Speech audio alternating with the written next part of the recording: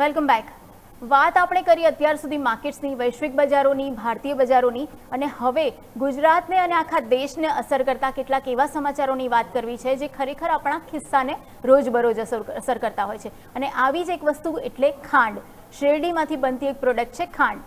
અને ખાંડની જો વાત કરીએ તો ખાંડ પર અત્યારે સંકટ તોળાઈ રહ્યું છે અને ખાસ કરીને જે અલ નીનોની અસર વર્તાવવાથી ચોમાસું આ વખતે મોડું પડવાની અથવા તો ઓછું રહેવાની જે સંભાવનાઓ વ્યક્ત કરવામાં આવી છે એની અસર વિવિધ ક્ષેત્રો પર પડી રહી છે અને એમાંથી ખાંડનું ક્ષેત્ર પણ બાકાત નથી રહેવાનું એવું માર્કેટ્સ કહી રહ્યા છે, એક્સપર્ટ્સ કહી રહ્યા છે. ખાસ કરીને ભારતમાં શેરડીની ખેતીનો મોટો આધાર જે છે એ ચોમાસા પર હોય છે અને આ વખતે વરસાદ ઓછો પડવાની જે આગાહી છે અને વરસાદ જો ઓછો થશે તો ખાંડનું ઉત્પાદન ચોક્કસ ઘટવાનું છે.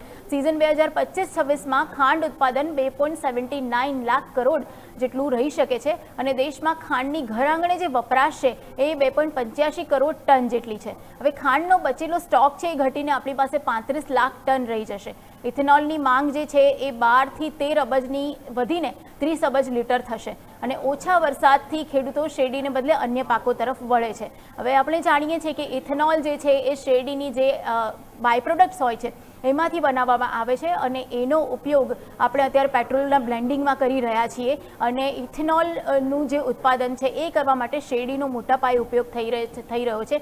એટલે જો ખાંડની નિકાસ અત્યારે આપણે નહીં કરીએ અને વધારે એનું ઉત્પાદન નહીં થાય તો જે ઇથેનોલમાં પણ હિસ્સો જશે અને સાથે જ શેરડીમાંથી જે ખાંડ બનશે બંનેનું પ્રમાણ વહેંચાશે એટલે ચોક્કસ ખાંડનું ઉત્પાદન આપણને આ વખતે ઓછું મળવાનું છે. સાથે જ શેરડીનું અત્યારે જો વરસાદ ઓછો થશે ને ઉત્પાદન નહીં થાય તો એના કારણે લોકો અન્ય પાકો તરફ પણ વળી જશે એટલે એ ફટકો પણ આપણને પડવાનો છે. જો આ ટ્રેન્ડ ચાલુ રહેશે તો શેરડીના વાવેતર પર, ઉત્પાદન પર અસર થઈ શકે છે અને ભારતના વૈશ્વિક ખાંડ બજારમાં જે 10% હિસ્સો નિકાસમાં ભારત ધરાવે છે પણ આગામી 3 વર્ષ સુધી જો આ સ્થિતિ અત્યારે આ વખતે વરસાદ નહીં થાય તો ભારત ખાંડની નિકાસ નહીં કરી શકે અને 2022-23 સુધી સરેરાશ 68 લાખ ટન નિકાસ આપણે કરી હતી. છેલ્લે 2016-17નું વર્ષ એવું હતું કે જ્યારે આપણે બહારથી ખાંડની આયાત કરવાની સ્થિતિ ઊભી થઈ હતી.